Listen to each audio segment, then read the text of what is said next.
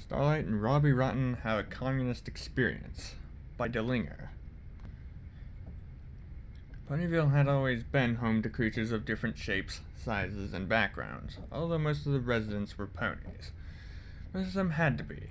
Can't have a place not filled with ponies be called Ponyville after all. That would just be silly. However, on this day there was a strange creature manning an ice cream stand. A creature the likes of which she had never seen before. Just so happens that our favorite purple pony was walking through the same market that the creature had set up shop. No, it's not Twilight, you silly goose. It's Starlight Glimmer, and out and about on a nice sunny day. She went closer and closer to the area in which the strange creature was working. She noticed many of the town's residents were trying to avoid something. Starlight picked up the pace to see what had gotten everyone so nervous. After a few moments, she heard an unfamiliar voice call out to her. "You there, the purple unicorn. Would you perhaps be interested in ice cream?" The creature called out in an energetic and enthusiastic voice. Starlight turned to the creature and raised a brow. It appears to be some kind of tall, bipedal, hairless monkey wearing striped purple clothing with slick black hair and a slightly hunched back. He also seemed to be wearing a fake twirly mustache and some sort of hat that resembled those that she had seen in photographs of military officers. Walking up to his ice cream stand, Starlight looked over the flavors. Sure. I'll take a scoop of mint, please," she answered with a smile. "All right, coming on." I'm doing that again. "All right, coming right up." The creature laughed as he prepared her cone. Starlight took the cone in her magic and gave the treat a lick. It was the best mint ice cream she had ever tasted. "Wow, this is delicious. How much do I owe you?" "Nothing. It's for free," the creature said with a grin. "Free?" Starlight asked, looking at the treat. "But why?" "Because of communism," the creature exclaimed with pride and joy, causing many ponies around to walk further away or go on a rant about politics to their friends and family. "What's communism?" Starlight asked, with wonder-filled curiosity. The creature gasped dramatically and leaned forward with a shocked expression. "You don't know about communism?" he asked in a low. "You don't know about communism?" he asked in a low voice. "Afraid not. Can you teach me?" Starlight asked with hopeful eyes. "Why, gladly, my dear purple pony," the creature exclaimed as he scooped her up and held her under his arm. "Everyone is welcome in communism. Ha ha ha! Except for the gays and capitalist pigs," muttered in a low, dark tone before he began skipping towards the edge of town. "My apologies, my colorful comrade. I didn't introduce myself. I'm General Robbie Rotten. What is your name?" he asked as he bounded down the dirt road.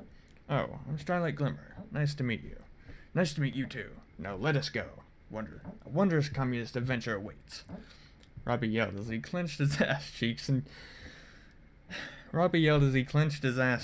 leapt high into the air, placing Starlight on his back and spreading his arms out like an airplane, his mustache spinning like propellers as they soared through the sky. "You see, Starlight, communism is a wonderful ideology, where everyone is equal and everything is shared. No one pays for anything. We all share our food, our shelter, our clothes, everything. No one is better than anyone else, except for our glorious leaders, Joseph Stalin and Stalingrad." That's a weird name for a pony. This coming from the pony whose name is just a different version of her mentor's, Robbie muttered as he weaved around a group of clouds. "What was that?" "Nothing.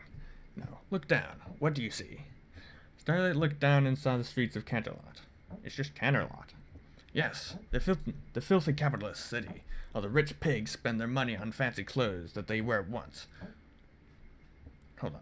All the rich pigs spend their money on fancy clothes they wear once, or tiny meals that they never eat. Just one big contest of who has more money. It's a disgrace," Robbie exclaimed in fury. "How can these lazy gossiping ponies have so much more than the farmers, the miners, the doctors, and the simple shop owners, who all work hard for the country but receive so little? We should all get the same." "Wait, shouldn't some pony get more if they do more work? Why let others do most of the work and let others do very little and having them all receive the same amount?" Starlight asked with a raised eyebrow, her wonderment slowly diminishing as she actually thought about it. Enough thinking about the tiny details. Let's go make a statement, shall we? Robbie exclaimed as his mustache stopped spinning and he landed in the middle of the busy shopping district of Canterlot. You all are evil capitalist mules. None of you have ever worked a day in your life. What did you do to deserve such privilege while the farmers, the miners, and the doctors all receive so much less and are in harsher conditions? Starlight started to back away from Robbie as he pulled out a bottle of vodka and started kicking his legs out in some sort of dance, trying to attract attention to himself. We must all work and receive the same. Dance with me. Dance for the glory of communism and Mother Russia. Yeah, on second thought, I don't think I want to know about communism, Starlight said with a nervous chuckle as she backed away nervously. Robbie glared and scoffed. Fine. Fall like the rest of these capitalist pigs. Praise be to Marx. Glory to Stallion. He yelled in anger as he pulled a comically large bomb out of his hat. As he grabbed a fuse to light it, Starlight blasted him with her horn, knocking him backwards into a wall. As he tried to get up, a group of guards surrounded him, and Celestia herself appeared in a flash of bright light. Well, well, well, if it isn't the big white slut with the big round butt. I've been trying to get your attention for months. Celestia rolled her eyes. Put some restraints on him, and for Faust's sake, make him stop spouting nonsense about that toxic ideology, she ordered her guards as they closed in on Robbie. You'll never take me alive, you cum-colored Christmas ornament. Communism away, Robbie announced as he launched himself up into the air until he disappeared with a twinkle. Celestia just blinked and groaned. Find whatever portal this thing came from, and when you find that thing, just throw it into Tartarus. It's times like this I wish the elements of harmony still worked. She groaned as her guards went to carry out their orders. And send some pony to get rid of this bomb. Starlight slowly walked up to Celestia with her ears flat against her head. Princess Celestia, are you alright?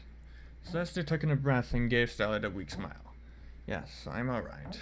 It's just that thing has been causing a lot of trouble recently. Last week I had to put a stop to some workers' revolution he had managed to stir up in a village near the Badlands. Is there anything I can do to help?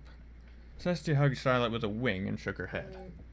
Not right now, but when we find him, I'll send for you and Twilight. A powerful unicorn like yourself will come in handy when we try to put a stop to this nonsense. But he's right about one thing. How come these ponies earn so much more than the ones that work harder and do more than them? Starlight asked with curiosity, hoping to get some kind of sans answer from the princess. Just how things are and how our economy works. Most of these ponies actually help with trading and banking. They help keep our nation going, so I don't think all of them are lazy, snobby prudes. So don't think that all of them are lazy, snobby prudes. Celestia laughed.